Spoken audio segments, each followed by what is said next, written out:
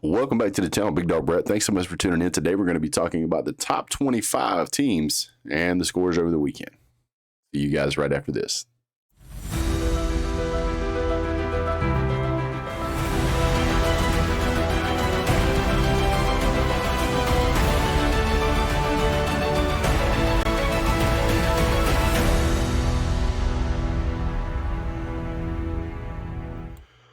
All right, guys. So obviously we're going to jump into the top 25 just right out of the gate.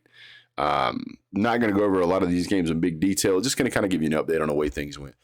Let's start out with Georgia, #1 team. What a struggle win this was for Georgia. Georgia spent all afternoon looking at the taillights of Missouri and managed to catch them on the very last lap. This was an absolute abysmal performance by Georgia. Stetson Bennett barely goes over 50% for throws.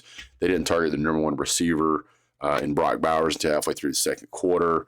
Again, mental mistakes hurting Georgia. Georgia is struggling to find some identity somehow through its offense, even though it showed up early in the season with a great offense. Jumping over to but Georgia does pull it out, 26-22. Alabama, ranked #2 in the country, currently ranked #1 after this update, the AP poll, 49-26 with Bryce Young going down, I think in the second quarter, might have been early third. Backup comes in, plays really good, carries the team to a 49-26 victory, scoring 21 points in the fourth quarter and holding Arkansas to only a field goal. Alabama looked very dominant. Bryce Young looked good until he went out. As far as yardage wise, but he was only 7 for 13. So, but in those 7 passes, he put up 173 yards. So can't take that away from him. Jahmyr Gibbs, running back, 18 carries, 200 yards, all by himself. Dominant performance by that young man. Really, really excited to see him watch. And Arkansas shut out in the first quarter, but started to get some momentum in the third and then just got absolutely dashed. For a little while there, Arkansas was making it exciting, and then Alabama pulls away in the fourth quarter. #3, Ohio State. Ohio State comes out and does whatever, however, whenever they want to against Rutgers, and Rutgers couldn't do anything about it. C.J. Stroud had a great game, 13 for 22, 154 yards. So you can take that however you want to take it. Their running back, I think Mikael Williams, 21 carries, 189 yards, dominant performance. He had 5 touchdowns to himself. So very good performance by Ohio State. Michigan comes out and consistent performance, scored every quarter. A couple of field goals for them. They go up over Iowa. Iowa gets 2 touchdowns late in the game, but it was way too late. 27-14, Michigan wins, and the Big Ten moves forward with the other dominant team. So as of right now, the first place and second place teams in the country are in the SEC. Third and fourth place are in the Big Ten. I don't think you can find a Big 12 team until you get out to Oklahoma State. So Clemson comes out. Clemson looked really good. Quarterback Leary went 28 for 47, 245 yards. Looked pretty good in this game. They dominated on the field, but the scoreboard just didn't reflect it. So Clemson's got some things to tighten up, but great performance of beating a #10 ranked North Carolina State. USC comes out 42-25. A pretty good performance by Mr. Williams there. 27 for 37 and 348 yards. So you can't really be mad about that. Then we probably had one of the best games to watch throughout the course of the day. Ole Miss versus Kentucky. The score ended up being 22-19. And it's one of the very few games I've ever seen where nobody scored in a close game. Nobody scored in the fourth quarter. Ole Miss's 3 points field goal in the third quarter is really what saved them. Kentucky ended up losing the game-winning touchdown on a penalty, fumbles on the next play, and they lose to Ole Miss. So you can go back and watch that video. Just kind of heartbreaking. Kentucky could have won that game, but it is what it is. Oklahoma State takes down Baylor. Baylor has looked good at times and they've looked bad at times. This is one of the games where they didn't look good consistently. Had a really good third quarter, but unfortunately they just couldn't make a go of it. B. Sharpen, in my opinion, for Baylor, kind of had the same performance issues that Stetson Bennett had. Expected him to throw 40-something times. He does get over 300 yards, but just couldn't get any rhythm going. only 3 points in the first quarter and 0 points in the fourth quarter, and that's not going to do it against a team like Oklahoma State. Penn State, they're playing defense. They pretty much did everything they could to shut out Northwestern. Northwestern got a touchdown, but Penn State only managed a field goal in all of the second half. Penn State should have blown out Northwestern. They're a 1-4 team at this point. They should have been able to destroy these guys, and they just didn't. They just didn't. They struggled.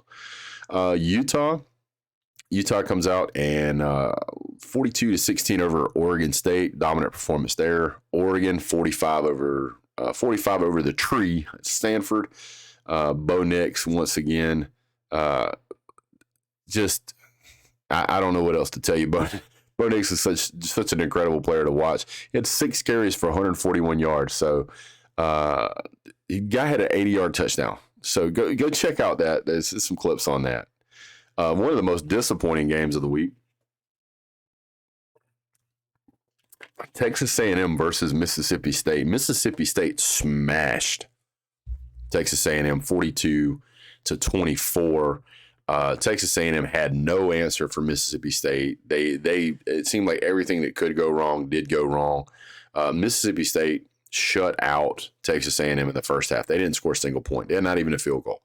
And if you're supposed to be the number 17 ranked team and you're undefeated, number 17 ranked team, and you're supposed to be playing an unranked Mississippi State, and you're getting just manhandled like this, it's an embarrassment.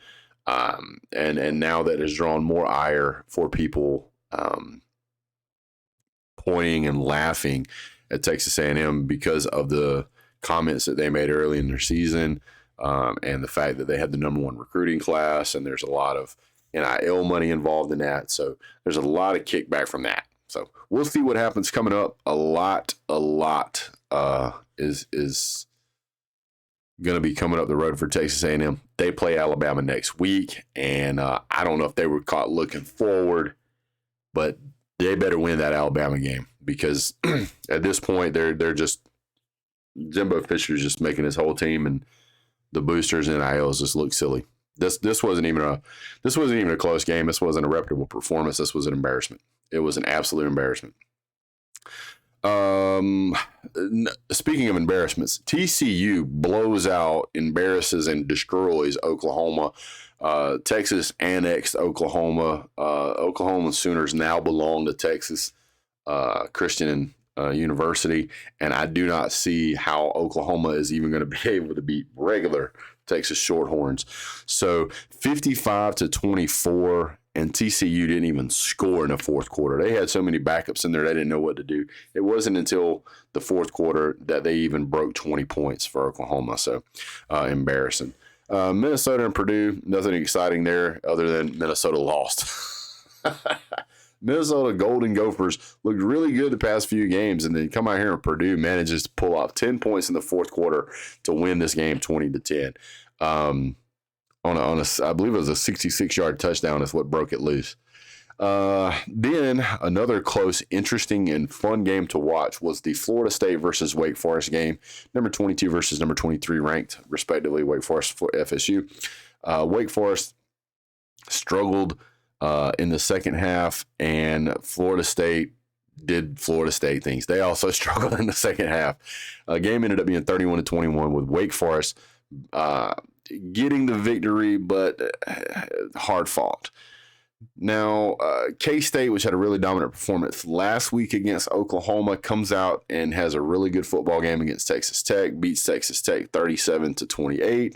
So between Texas Tech, Oklahoma, Texas, and Kansas State is the ruler of the Big 12, in my opinion.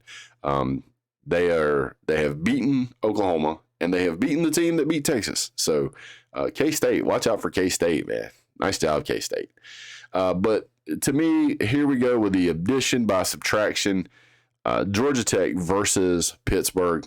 Georgia Tech fires the head coach. Georgia Tech has been an abysmal football team. They came into this game 1-3, and somehow they pull off a victory against Pittsburgh, ranked Pittsburgh. And Kevon Slovis had an okay game. I wouldn't say he had a great game. Again, another quarterback throwing for 40-plus times, barely over 300 yards. But the Georgia Tech running game was just tearing it up. So somehow these guys, I don't know if they were happy that they lost their coach or what happened, but Georgia Tech with 232 yards on the ground. Pittsburgh had over 300 yards in passing. Georgia Tech did not care. Georgia Tech did not care. They kicked 4 field goals in this game. They said, we're going to win by any means necessary. Gets 2 touchdowns in the fourth quarter and just pulls off what most would consider to be a miracle to beat Pitt. So hats off to Tech. I don't like you guys, but hats off, dominant performance as far as I'm concerned from Georgia Tech players.